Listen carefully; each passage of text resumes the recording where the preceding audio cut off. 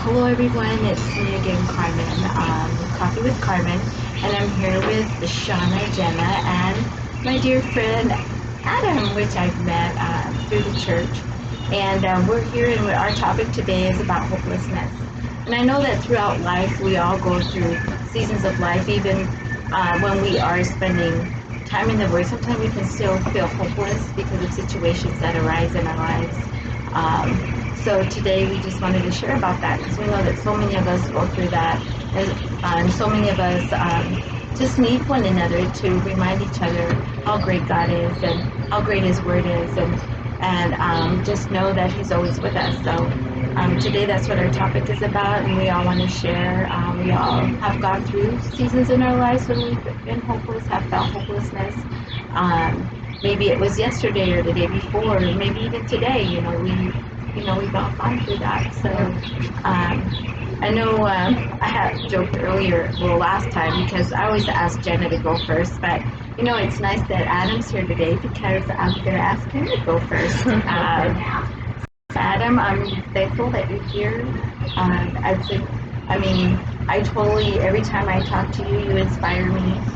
You always share words that, the way you share God, I feel you illuminate. You just kind of have this way about you when you speak. Everyone knows it's coming from the heart, and people listen. They listen, and I love that. I love that about you, and this is why I asked you to come and share. And I know that whoever's listening, the words that you speak today, along with Shauna and Jenna and myself, it will be the exact words that God wants us to share with the people. So thank you. Thank you for being here. Thank you. I'm blessed to be here, and I appreciate you inviting me along. Hopelessness, man. That's a topic that I feel like always ends up happening, and hopelessness, it's consistent in I think everyone's lives, especially mine, because I tend to lean not on me or not on God, but on me. And whenever I feel the imbalance, whenever I feel like I'm trying to do it all myself, I end up feeling hopeless. And I remember specifically for me, like when I think about a time really I felt hopeless, it tends to be when I'm in a season of a special need, whether it's a job, whether it's money, whether it's something in my life that I feel particularly stressed about. I end up feeling hopeless. And that's because, again, I lean more on my own understanding, on what I have for a job, what I have for money, what I have for consistency in my life. It's particularly a couple of years ago, just after I got baptized, I'd gone through a season where I thought that because I got baptized, everything's going to be great. Everything's going to go smoothly. And naturally, when you get baptized, you have that fire of God. You have exactly what you need to get you through. But what I failed to do in that time was to build myself with people around me, to surround me and remind me of who God is and not what He's going to do for me in particularly. So I ended up in a season where I didn't know what my next step was. That I didn't know if I was going to be at a church, didn't know if I was just going to have a normal job. I was in this weird moment of a season of not knowing what was next. And I remember in that moment trying to find any way I could of being out. And that would be through a friend, through a job in particular. I would literally put my faith in that, and as soon as it failed me, I would end up feeling hopeless yet again. And yet again, I would be failed because again, I was basing my needs off of other people, not God. And so when I got out of this season, it was particularly because once again, God just tends to, when you're in those times, He does everything He can to remind you that it's Him. That it has all the power, that has all of what can happen is based on Him, not anything else. And the moment you try and put your faith in that other thing, it fails, unfortunately. Because it's not about what it is, it's about Him, about what we can do in Him. And I remember in James, particularly in the Bible, James is one of those verses that I'll never forget. And forgive me if I misquote it. Don't worry, I said the wrong reference once. Like, I'm 90% sure, and I was 10% wrong. So I'm good. I could be wrong on here, but it says, "Are you feeling happy? Are you joyful? Praise Him. Are you?" It's flip flops. Sorry. So it starts off by saying, Do you worry? Are you anxious? Then pray." And he ends up saying in that verse, "Are you happy? Are you joyful? Praise Him." That verse can continue to remind me that we can't just seek God when we're hopeless. We can't just seek God when we need something. We have to continuously have a relationship with God that doesn't just come from a moment of need. It comes from joy. David, in all of his Psalms and all the times that he speaks in the Bible, he went through so many seasons in life. But the one thing that was consistent is God in his life. No matter how hopeless he was, he forsakes God at one point. He hated God at one point. He had anger with God. Why? Because he had a relationship with God. I feel like when we truly understand God, when we truly want to be with God, it is through that relationship, through what you're going through. And if we don't include Him in every part of our life, then we're not having a true relationship with Him. I hope that makes sense. Yes, Yeah. it does. Totally. That makes sense. I know, like, I can relate with that. I know there were seasons in my life where, I've been in ministry for a long time. And it was just not just myself, but it was like a family thing. It was myself and my kid's dad, and I felt like we were a team that was leading our family together with Christ. And there came a time where, it stopped. And I remember thinking to myself, like, God, but you said you showed me these things. But yet, even though He might be talking to you and showing you things, He's just constantly having to remind you that, yes, He's showing you these things, but at the same time, He's showing you so that you can continue to move forward, because we have to be willing to listen to Him. And when I say that is because I remember a time when, I had been, sometimes we talk to God, and God speaks to all of us differently. And I was talking to Him, and it was like, all of a sudden, as I'm talking to Him, it's like something was flashing, right? Kind of like this thing just flashed in front of me, where I just saw the movement of soil. And as I saw the movement of soil, it was like all of a sudden I saw like a foundation. When you're going to build and you have to move the soil around, you have to take everything out, then you lay the slab of cement. Then from there you start building, like this house. So as I was reading and I connected with that, with what God was showing me, I saw it as, their dad and I's solid foundation, and as we built that solid foundation, I saw as the building as, okay, my children, their children's children, their children's children. And then it came a time when, okay, it ended. And I remember asking God, like, what happened? And I isolated myself. I remember I would just kind of spend time by myself. And it was like God just reminded me, like, you know what? Sometimes we want to be that solid foundation, because we are in Him, but at the same time, He has to move the soil around. He has to remove the junk in the soil. And He reminded me that part of Him moving the soil was what our children saw in us, He was trying to weed out. Because in order for strongholds or anything that is going on within our generations that God is trying to remove, your children, people that are your family, they have to be able to see it. So that's how it gets weeded out, because then, as they continue to live with God, will remember, like, oh yeah, this happened, but that's not going to happen with my family, because they're continuing the word. And I have seen that in my children. And I remember feeling hopeless at that time, and just feeling like I had no connection. I felt like I was clueless. I felt like everything and anything I ever thought was going to happen didn't happen. And God just reminded me, like, okay, get up. Just get up. Continue being who I've asked you to be. That's part of building the foundation, is getting up. Just saying, okay, God, I'm going to listen. Even though I'm in my room all alone, I'm gonna have the strength to get up in you and to be able to remember that it's all about you. It's all about sharing you. It's about our children, those people around us, knowing who you are through us. And to be able to share now is part of it. It's part of helping someone who's feeling like, oh my gosh, I was thinking this and this was going to happen, but I'm not there. And God changed. It changed. So God, I need you. I need your strength. I know I did want to share. It's in 1 Kings 19, and it's Elijah, and it's a time when he had been, when Queen Jezebel, she had heard of what had happened. She had gotten rid of all of whoever she thought were her prophets, and he knew that she was after him. So what he did, even though he knew God was with him, he went and hid. He went and hid in the cave.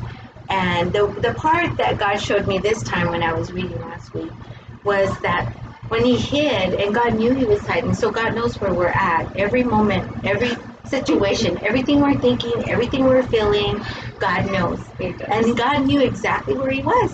It's like little kids when they cover their eyes and they think you can't see them. Right. But you can absolutely see them. Like, your hiding spot's not that good. Right. Yeah, and that's what God was letting him know. Like, I know where you're at. You're not, even though you're, so God sends an angel. And what does God do? And this is the part I'm talking about that God revealed to me, was the angel left bread and water. And what is God to us? He is, our bread and water. He is what keeps us going. He is what gives us strength. And even though he ate, he stayed there. And even though we know who God is, sometimes we stay there. We're still in our thoughts. We're still in our head about what's going on. We're just focusing on what's in front of us, like my coffee. But yet, God sent an angel. He sent the angel back in. And what did he leave him again?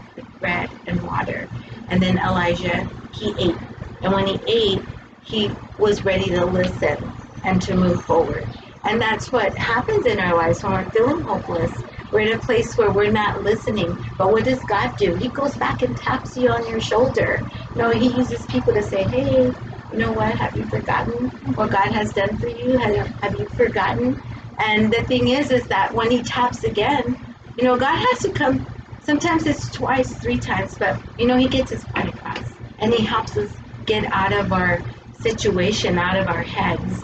Because that's what it is. It's a battle of our mind. Yeah. Just like Elijah, he knew what God had helped him do. And he knew what God had said, but yet he focused on, he knew just, they were going to come after him. So he went and hid. And God doesn't want us to stay stuck there. Yeah. So I don't know. Is there anything that you guys want to share, or any? I know you've been getting a lot on this. Yeah, I have. More recently, in the past week, it kind of hit me because, like you said, that he was stuck in his mind, and it's a battle of the mind. And I think what it comes down to is our own view of suffering, Mm-hmm. and we get trapped in, like, why me? Or it feels like it's just never going to end, right? It feels like it's just one thing after another, and you're just getting hit, and it's like, when is this going to stop? And when am I going to be able to, even for me, I've been like, when am I going to be able to breathe again, like normally, just have peace. But it all boils down to my view of what suffering is. Mm-hmm. And God wants to bring us to a place where we view suffering as a tool that he uses to draw us closer to him, rather than suffering as like getting, sometimes we have a tendency to get angry at God or run or hide. But I realized this more recently over the past, so to experience really the power that is in the Spirit and the resurrection and the power that you have as a Christian, you really have to feel the weight of that suffering. Like, you can't have one without the other. And so it's kind of hit me a lot recently. Like, now I'm shifting my mindset about suffering. And so, like, instead of running and hiding, almost being like, okay, God, I see what you're doing. You're trying to grow me. You're trying to make me become more like Jesus. And really that's what it's about. It's because the more that we are like him, the more that we can reach and speak to other people. And so I think it really is shifting our mindset about what suffering is. I don't know if that makes sense. It does. It does. It does make sense because it is all about our mind. And just imagine, even Jesus, like when he went, he kneeled, and he was like, God, like, he's talking to his father, like, why? Like, take this from me. Like, he was at a point where he was like, do I really have to go through this? You know, do I really have to be, you know, whipped and nailed to the cross? You know, is this really, you know, like, and I'm sure, you know, but yet God was, you know, he tells Jesus yes. And Jesus, like, what did he do? He was obedient to his father. And those are the moments that God wants us to remember. There I go again with my little teary eyes. But he wants us to remember that. You know what? We all share those moments where we're crying out to him just like Jesus did. But at the same time, he wants us to remember that it's, you know what? It's going to be okay. Like, Jesus knew he was getting ready to die for all of us. He was getting ready to not only be whipped, but be nailed to the cross. And he knew that all of us were going to have free will. And he knew that we all were going to decide that maybe not today, God. You know, maybe not today. You know, oh, today I'm going to just dwell in myself and act like it's all about me today. But you know what? Jesus still said yes, and that's all God is wanting us to do during these moments that we're feeling and going through what we're doing. It's all part of growth, like you said. But you know, I know this coming weekend is Easter weekend, and so many people, I mean, this past season seems like a blur. Like, so much happened, so many different things, so many moments, so much chaos and noise. But yet everyone, every single day you had to trust that it was going to be better, you know, and we had to know that it was time to move forward. But, you know, just knowing that this coming week is Easter Sunday, and us even like thinking to share about hopelessness, and just knowing that, but it wasn't like we planned it, but just think like when we put ourselves in a situation where we're feeling hopeless, and we know we're thinking it's the end, we got to turn around and say, you know what? Jesus didn't die on the cross for nothing. He didn't die for me so that I could stay in a place where I feel hopeless. Yeah. You know, he said yes to God so that I could have hope, so that I could say yes to him, so that by saying yes to him and saying, you know what, God, I'm letting go of everything, and I'm saying yes to you. I'm giving my heart to you. Yeah. Keep going, because I'll start. I'm getting all emotional. I have So, a verse to share. Yeah, go ahead. So I brought this up in Glowing in the Word, I think. But this is one of my just absolute favorites, is Romans 5:3-5. And it says, not only so, but we also glory in our sufferings, because we know that suffering produces perseverance, character, and character, hope. And hope does not put us to shame, because God's love has been poured out in our hearts through the Holy Spirit who has been given to us. So that just helps me keep things in perspective when I really feel like, you know, man, like, my God, why does all this stuff keep happening to me? And I'm just, you know, like, what's the purpose? And like I said, I always ask why. Yeah. And really, because it comes down to this, it's God's love that's been poured into us. And that power of the Holy Spirit cannot be there if we don't experience some of the things that we have to go through to get to that point. So I think we shared this on one of the other videos, but it's Isaiah 66:9, or maybe it was just in group, I don't remember. But this verse talks about pain, right? Did we share this on the video? It says, in the same way, I will not cause pain without allowing something new to be born. And did we share it on the video? I don't remember. But we've talked about it. We've talked about it. So most versions talk about this verse in terms of like a woman giving birth, like labor pains. That does not a baby come after the labor pains type of deal. So we're talking about hopelessness. Like this is a verse that I didn't necessarily dwell on a lot like before, but I'll like forever remember it, you know, because I think there's a lot of hope in that verse, that when we go through trials, when we go through difficult things, trusting and believing that God, that something good can come out of it, but we have to be intentional that we're pursuing God, that we're allowing Him to show us, we're given an opportunity of growth in it. I know for me, when I've felt hopeless, it kind of like what you were talking about, like maybe we placed it in something that it wasn't supposed to be placed in. Maybe we got our hopes up about a job, maybe we got our hopes up about something within our future, to whatever degree that is. I've noticed that when I've become hopeless, it's because I've lost vision for either my life in general or an aspect of my life. And I remember listening to a teaching, it's actually through the program that I'm going through, and they were talking about, I believe it's in Proverbs, don't quote me on that, I've been wrong before, but it talks about hope deferred makes the heart sick. And they're like, okay, there's all these verses about the heart, right? It says hope deferred makes the heart sick. Well, if hope defers, so if you've lost hope, it makes your heart sick. Like, why is your heart sick? If your heart is sick and you're hurting, there's something there that probably needs to be healed. And when I can look back in those seasons of my life, or even the moments where something's happened and it discourages me and I get down, or the really big ones, like when my family was no longer a family, and when I felt hopeless, yeah, I was hurting. And I know that walking through that hopelessness, that I need to pursue vision, specifically with Jesus.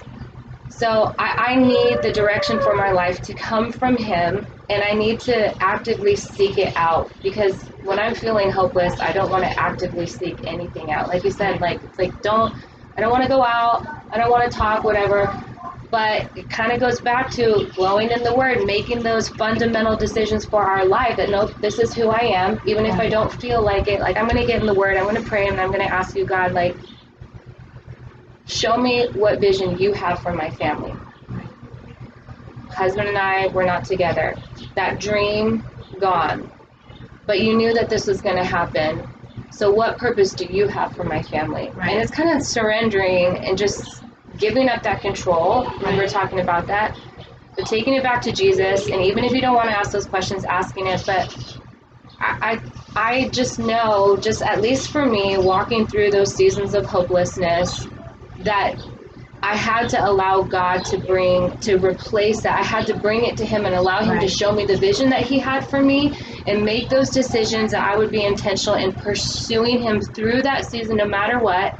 And if it was moments of pain when I wanted to hide away, guess what? I did that, but I did it with Him. Not always with the right heart, if I'm being honest. Sometimes I put that worship on and not feel like worshiping. But I knew that I had to at least position myself in a place to where I could receive from Him, that there at least would be an opportunity. We don't open our Bible. We don't put some worship on. We don't talk with friends that we trust. That, like, when I came over to your house the other day and I was like, I'm not okay. I remember I said, what did I say? I'm not okay. I said something to that degree. And we were just hanging out in the kitchen. I was sitting at the table, and it was a tough week. It was kind of a tough week. We all were going through different things. And I didn't come over to talk about me or whatever, you know, but I just knew, like, I'm really not doing good right now. Like, I need to, like, speak this out and invite someone I trust to come into this with me. And I just, like, I had to break the ice too, and I did not want to talk about anything. I was hurting. Some stuff was kind of coming back up, and I don't even think it was the enemy. I don't like giving him too much credit, by the way. I'm like, no, I don't think it was necessarily an attack, like, whatever. Life circumstances just kind of bubbled up some stuff, and it hurt, and it sucked. And I remember I have to break the ice because I did not want to talk about it, and I knew the not wanting to talk about it was not healthy and not good. And I literally was like, say it, Shauna. And I just said, I'm not okay. And I had a moment, but, like, I just shared with a friend. So hopelessness, like, it's okay if you're feeling that way. Like, be brave. Like, at least this is what I think. Like, share it, but be careful where and who and how you're sharing it. But be intentional to create those opportunities where God can show up and he can be a part of it and he can replace it. He can give you vision, or because if your heart's sick, yeah, you can lose hope. But I know I've lost hope, like I said, when I lose vision. And so I need him to show me, okay, I had an idea in my mind. What is the idea that you have? I want to follow that because I know following him, and I was just talking about this yesterday, I had a meeting and I was sharing, like, I know for me in my life, what is most important and when I make any decision is praying about it first, but knowing that it's in alignment with what God wants for my life. And I'm not going to take action unless it's what he wants for my life. So even if it sounds like a good idea, like how could this be bad? How could this, not be good? Whatever the opportunity may be, I'm going to invite him into it and pray about it and move only if I get that word from him. But it's the same with any area of our life too. Our children, our future, our jobs. Like, okay, Jesus. And like with Adam, I know Adam, you, I met you because you started like volunteering. This was years ago, and I remember you were all excited and everything. And then you had said, "Oh, I'm being accepted to this college, and I'm going to do this, and I'm going to do that." And I remember like you were kind of like, I could see through social media, some, like you were posting things, not often. But then I remember you came back and you're like, "Oh, you weren't as positive, and I could tell that you were going through some stuff, I could tell that you were fighting, you were trying to fight.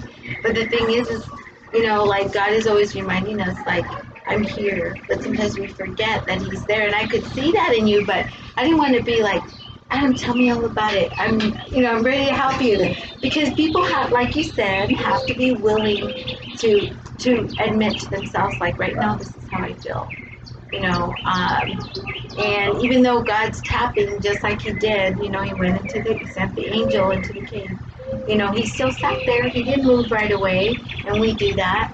And I remember when you came back this time, I saw a new Adam, a refreshed, renewed Adam, where I could tell, like, okay, it's been rough, but you know what, God, God tapped on you again, and you got a hold of him even stronger, and that you were just smiling, and you're just like, you know what, I'm in a different place, and I'm this, and I was just listening to you, and I'm like, wow, like, okay, now I know, because sometimes it's not an easy journey. Like, we have to get a hold of God every day. Like we have to read the Word every day.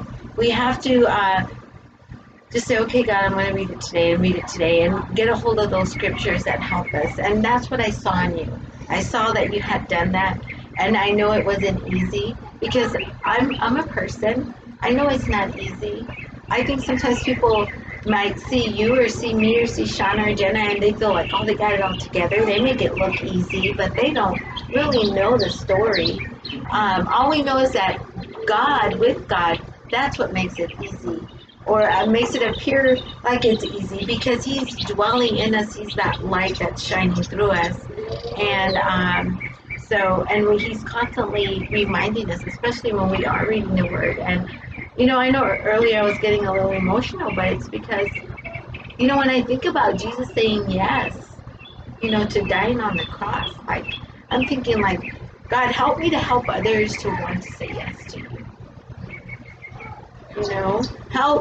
Help us to be able, as we share, that people will want to say yes to you, because your son did not die on the cross for nothing. He didn't.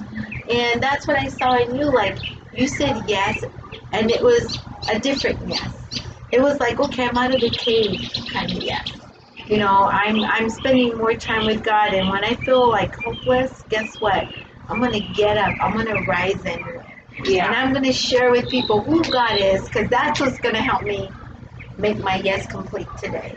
Because when people see that and hear that, believe it, they're going to want to say yes. They're going to be like, oh my gosh, I knew him. I know him. I knew him. I think I know him, but I don't know him. And they'll want to spend more time with you and be like, tell me more. And I know you had shared with me how, as because you're in ministry, you're excited, you just graduated, and you're like, I'm going to make sure that God reminded you, like applying to do ministry doesn't mean one place. It's everywhere.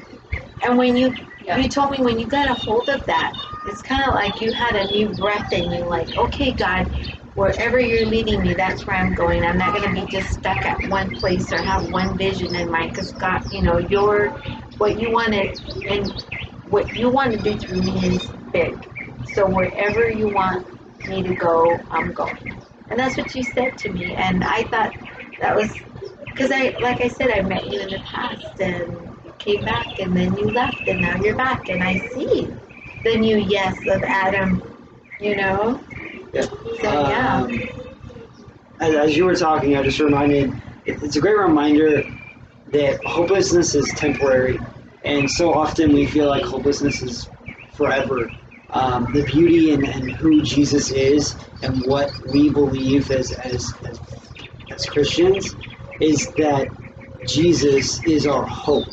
That we know that he did something for us, just as you said.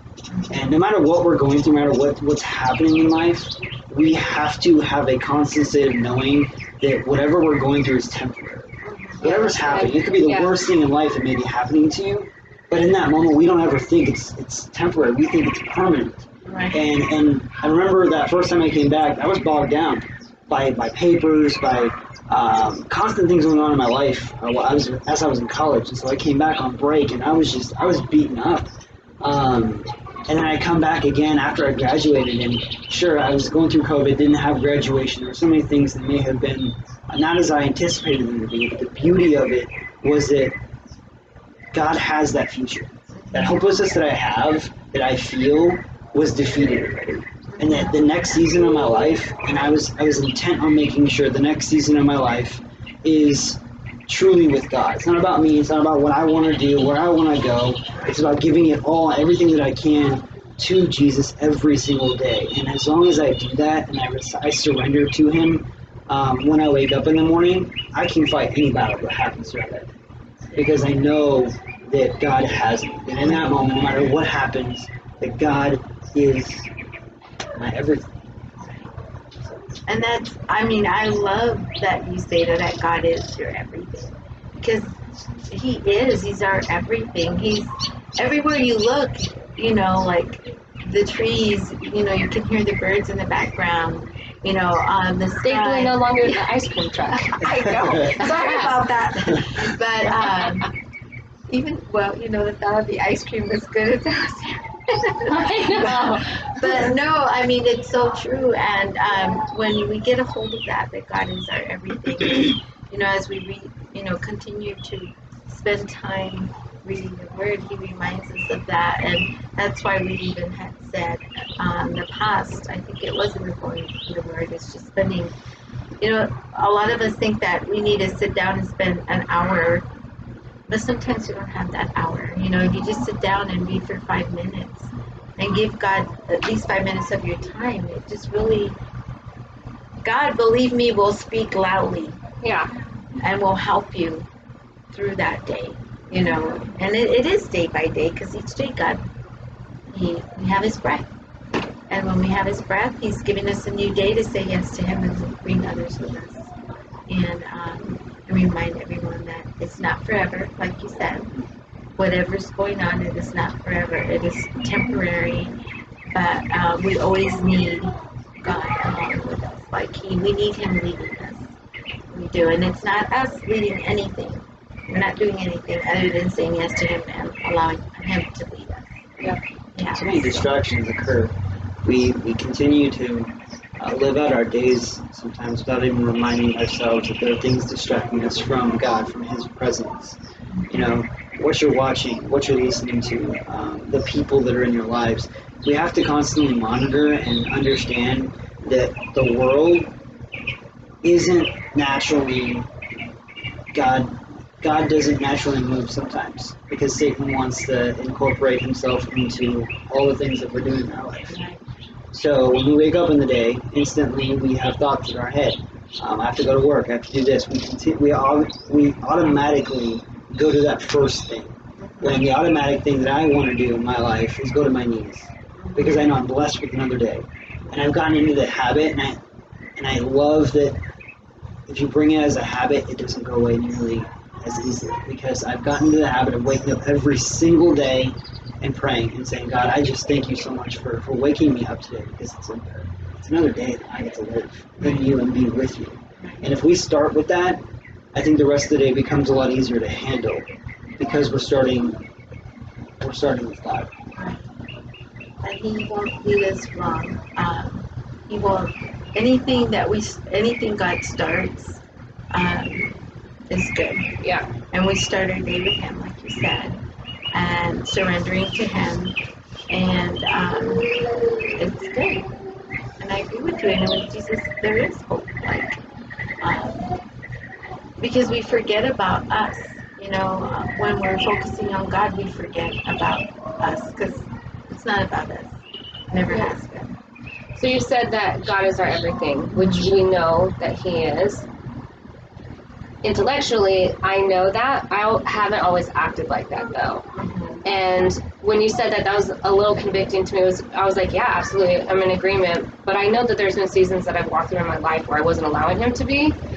And even thinking back to, I do talk about my family a lot, because that's a pretty big thing. I'm a mom. And somewhat recent, because that was a few years ago, but when I was starting to feel hopeless, one of the things that I felt hopeless about and really experienced a lot of fear was worrying about where me and my kids are going to live. Remember when I was telling you that? I was like, I don't even know. So then I started to try and take control in that by budgeting out my finances, and was feeling anxious about it. And I'm bringing this up to say that He is everything, and He will be if we allow Him to. And I think kind of an antidote sometimes, just for me, of battling hopelessness is when I find an area of my life where I'm starting to try and control it, or I'm getting anxious, that I have to find a verse to replace it and to give me hope, a promise from Him, which is like a rhema word, a specific word for me specifically, to replace it. And it was a verse on tithing. I don't even want to reference anything anymore after I said it wrong that one time. But just talking about bringing all the tithes into the storehouse, this is the one place that we can test in Him, that, as long as we're faithful in that He will overfill our lives and take care of us.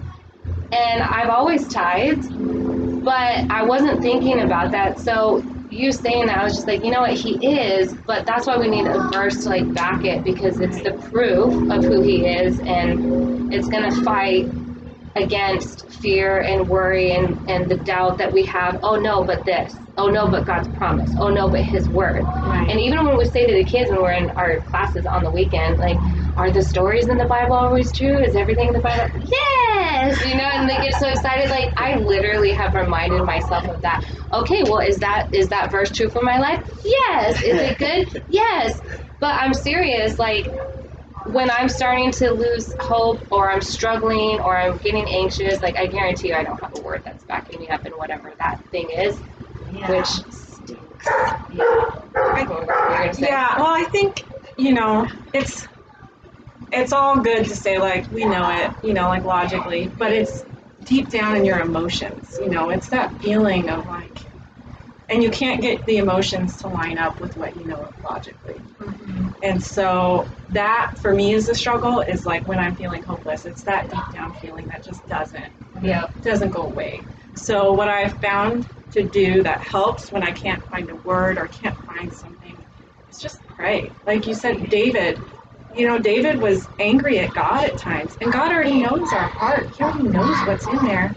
So let's have a conversation. I've done that, where I've just poured it out to God and been like, God, what are you doing? And been completely honest with Him, because, He knows that. And He may not answer right away. He may not, but that's where your faith comes in. I'm not giving up on this just because I don't feel it. And so it's that commitment of okay, God, I know what your promises are. I know what you've told me, what your promises are. And thank you for sharing that, though, because, I don't always run right to my Bible, all holy. Sometimes I'm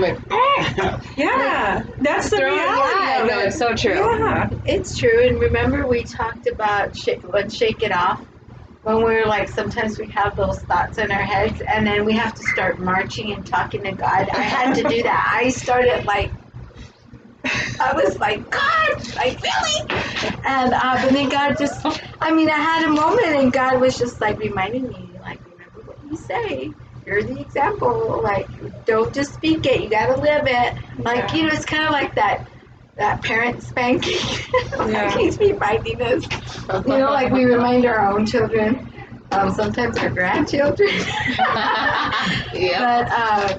But no, God is good. And I know there was this over a year ago, God started speaking to me, because anyone that knows me for a lifetime knows that I do my best to put God first, and be that example for my children. And I remember, you know, I had gotten a position at this workplace, and it was good, and I was learning all these new things and everything. I mean, stuff that I didn't even know. Like, sometimes you question your abilities because you've always done certain things. So I was able to work at this one business, and I was able to do a lot, you know, a lot of stuff that I have never done, but it just came so easy to me. And that was the part I was like, wow, you know. And so I started focusing on learning these things and knowing what kind of money, you know, it was bringing in, and how much more it was going to start bringing in. And even though I knew it was God that put me there, all of a sudden I was thinking like, oh my gosh, I'm going to be able to do this, and I'm going to do this, and I'm, you know, and just saying a bunch of I's. And I remember I was driving home, and all of a sudden I felt like I heard God say, nope, no, that's not for you.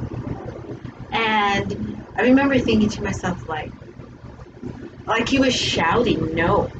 And I was like kind of drawn back a little. So by him shouting no, you know, I took a week off from work. I just thought like, okay, God, if you're saying no to me, there's a reason why, and I'm just going to take a time off from work. I'm like, I know I need money, but I trust you enough to not go to work. And guess what happened next? And you know how this YouTube is called Coffee with Carmen? That's because there's two things I love the most: coffee and water. So I remember thinking, like, all of a sudden, like, it was like he was talking to me and telling me to let go of my favorite thing. And I'm like, what do you mean let go of my favorite thing? I think, look, I'm so boring. I don't have much of favorites of anything but coffee and water, you know, and God, of course, but it was more a personal thing. And so I did. I thought about let go of the coffee. And, you know, anyone who knows me knows that's big. So I started spending time, and I started, like, going back and opening up the Word and reading. Every morning I would read. I was waking up an hour earlier so that I could spend this time just focusing on God and talking to Him and all of that. And then, you know, at work we were having baptisms that following week or 2 weeks after, and I hadn't been drinking coffee. And this gentleman comes up to me, and he's like, you know, I've walked here. I walked here for 2 hours. He's like, I sat here and I watched the service. And he says, I see all these people getting baptized. He's like, can I get baptized? And he's like, I started crying like a baby. I'm like crying. I'm like, yes, you know, and I'm trying to help him and everything, to the point where I'm trying to help him with one of the men pastors so they can pray for him and kind of have a connection and all that. And I'm crying. I'm weeping like a baby. And I remember after, when we're closing up and everything, and the day was over, I'm walking towards, you know, my car. And all of a sudden, God was like, Carmen, do you really think I cared you drink coffee? And that I drank coffee. He says, I needed you to hear me again. I needed you to have that childlike faith again and trust me, to know that, yes, I placed you at this place, but not so that you could think that I put you here so that you could say, I did this. I'm doing this, I'm learning this, I'm making this much money. You know, it wasn't about that. And it's so amazing how that just slithers in like that. anyone who knows me knows that, I love God and I put him first, but God showed me through that time. But what did I have to do in order for me to actually hear him and to recognize that I had gotten there was to stop everything and to give up my coffee and to hear him again. Because kind of like you said, like when we focus on these things, we do become hopeless because it's not happening the way we thought. And I was getting kind of like hopeless because I was trying to make sure I was making more than enough, and I was focusing on that. But yet, as I was moving forward, I felt like I wasn't doing enough. I felt like I wasn't meeting the bar, and then God had me stop everything just to take me back to my childlike faith. And I remember, I was just, like talking to God, and I'm crying in my truck, and it was like, and since that day, anything and everything that I believe God has this, Carmen, could you do this, do that? And he uses people to ask you to do something. Say yes. Yeah. But say yes because you're to give somebody else hope. Say yes because it's not about you, it's about what you're doing and what you're willing to say yes to so that you can bring others. And that's what it's all about. But I had to take that time to go back to my childhood faith and to remember. Like, I remember when I was 12. I remember when I kneeled on my knees and raised my hands. He took me back to that. That's awesome. And I think we have to have a constant reminder of that. If we forget why we did what we did in the first place, it can be very easy to do life for you. So often, when we become hopeless, it's because our needs versus his needs. And we have to remind ourselves that God already has the plan. He has our needs in mind. And that when we incorporate what we want out of life, it doesn't add up most of the time as to what God actually wants for our life. And when we first came in faith, for me, I remember it was a time of hopelessness. I lost everything in my life, and I needed God, because if it wasn't for God, I was going to kill myself. So I literally was at a time of hopelessness, and that when I got baptized, I felt my life shift. I felt God become one with me, and that I could live differently, knowing that I have purpose in my life. And I have a time in my life where I can remember not having God, and that I lived 20 some odd years doing my own thing. And where did that land me? It landed me nowhere, and to where I didn't want to live. And in the past years that I've spent being a part of God's life, it has become better than the other years of my life. And it's sad because I've only been baptized for 7 years, but yet there's 20 some odd years that I lived not with God. And I would much rather prefer these last 7 years than any other years of my life. And we have to remind ourselves of the goodness of who God is and what he did for us, because if we lose that, we lose God's love truly. Because he loved us enough to save us, to send his son, to save all of us. Do you want to share any more about what you were getting from, like, Hannah? Oh, yeah, I can. Yeah. If you want to. Yeah. Because I was telling Carmen, it's interesting that, like, what you were getting. So I was reading Hannah as well. Were you? But I didn't say that because we were in our group text or whatever. But I was getting something really different. But, Okay. so yeah, I don't mean to put you on the spot if you want to. No, so I wasn't going to bring it up, but I was reading, because as we said, we were going to talk on this. So for some reason, through multiple messages, I kept hearing the word Hannah. Through one person sent me something, and not necessarily from the Bible, but it was like somebody's name, and then again, and then again. And so I was like, maybe I need to read Hannah in the Bible. So I read it, and just reminded me of Hannah in this hopeless place that she was. she prayed. She presented her grief to God. She presented her anxious heart to God. And God heard her. And so that gives me a little bit of hope, because sometimes I feel like when I'm praying or talking to God, like, God, are you not hearing me? Like, what's going on here? And so, the story of Hannah in 1 Samuel. And I don't know what you have on that. But. Well, so she was in a really hopeless place. Mm-hmm. So kind of a reoccurring theme that I was just, Jesus was just talking to me about, and Hannah, through that story too, was hopelessness, but specifically timing. And I don't know if I'm the only one, but I have definitely felt or begun to get hopeless when I've been waiting on something, I think, longer than what I should have, or longer than what I wanted to. We see this happen a lot with people who are single, waiting for a spouse, or, so it's even after you've gotten a word or you have a promise from God, but you're in that season or in that time span from believing that this is what He's spoken to you and waiting for it to actually happen. And for me, I like to move. I like to go. Like, come on, let's go. Like, we have the plan. Let's execute the plan. So when I have to wait and the plan's not going forward, or maybe I'm waiting for a word for the plan, like, I can feel hopeless.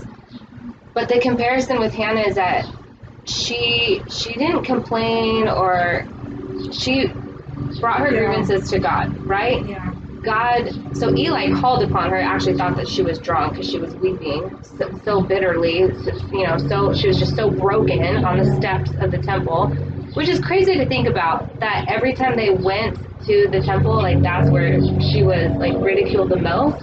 Like, I just wondered what, like, hey, you're going to get emotionally abused from this sister wife, not really sister wife, but this other wife, when you guys go to be in the presence of God. Like, that's crazy. Like, I just think about the endurance. Like, she really had to be, like, so focused on pursuing God, which is a total side thing. Sorry to bring that up.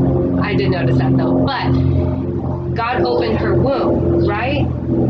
Hannah waited, and God blessed her, and she continued to pursue and pray and to bring, what was happening in her life, her heart, her emotions, and the desire that she had to have a child to Jesus. Hannah never created an Ishmael. She never took, like, when Abraham and Sarah were waiting, or Sarah couldn't have a baby, they kind of made it happen. Hannah didn't do that. And that's what God was speaking to me in the times where I've kind of been hopeless, like, what's going on? Like, is this going to happen? Like, what are you doing? Don't take matters into your own hands. It was a warning for me. I love it when I get emotional and it's like I'm just getting my butt whooped and I'm getting warnings like, no, be careful. Like, don't make it happen. Be careful not to take matters into your own hand or to take action. But it is waiting on God, and He is faithful. So we have to trust the process and trust His word and just continue to pursue His presence while we're waiting. And even if we're hurting, just keep taking that hurt to Him, if that makes sense. I don't know if I just totally blabbed on, but No. yeah, he was sharing some stuff on timing with Hannah. So I was reminded of Abraham and Isaac too, and like when he took his Isaac up to sacrifice him, and then God told him no, And so sometimes it's like that with our own desires, right? Like what we really want is like God just wants you to give it to Him. Just lay it at His altar, give it to Him, surrender it to Him. Yeah. And, He may say, okay, don't, here it is, or whatever His answer is. But when we try to take the matter in our own hands, that's really when it becomes a matter of us not hearing God and not being obedient, and that's where the hopelessness comes, because it's like we're trying to do it our way, and it's not working, and then we get frustrated, and then we get mad at God, and it's this cycle. So Yeah. And I do like what all of you shared, and kind of I love the way you put it. Like, here for 20 some years, I left God out of it, but as soon as I started allowing Him to enter my life by saying yes to Him, by getting baptized, how, even though it hasn't been easy, there's still no other option for you. And it was like with Hannah, even though it wasn't easy, there's no other option. There was no other option. And even with Jesus, even though he would, went to have a moment with God, Yeah. he wasn't easy, but yet he knew there was no other way. And that's the beautiful thing about having people you trust around you, and not only that, but also being able to help others along the way. And I know that you've done that. I know that there's things you've said that have totally wowed me, just like with you, Shauna and Jenna, like that moment when I'm walking and God reminds me I've sent you someone. And with you, Jenna, like we're sitting here and then you're like, Carmen, I think, why don't we go ahead and start this? And, and you just everyone putting into something to make all of us saying yes. And our yeses help us not to focus on ourselves so that we're not hopeless. And we help others not be hopeless because they see us saying yes. So they're like, well, what are you doing? That you look so happy, And then you can share you. So yeah, that. I don't know. Is there anything else you wanted to share? Anything else? It's almost an hour. Oh my goodness. So everyone, I hope you had a cup of coffee with a pitcher. Because as I said, you never know how long we're going to sit here and talk about Jesus. And I hope that through this topic, that as you listen to it, that there's something that one of us said or all of us said that will help you to remember that, don't be hopeless, because spending time with God in the Word, those that love you, to encourage you and to give you the courage to get up and just know that God is with you. So thank you again, and always remember there's always hope in Jesus. God bless.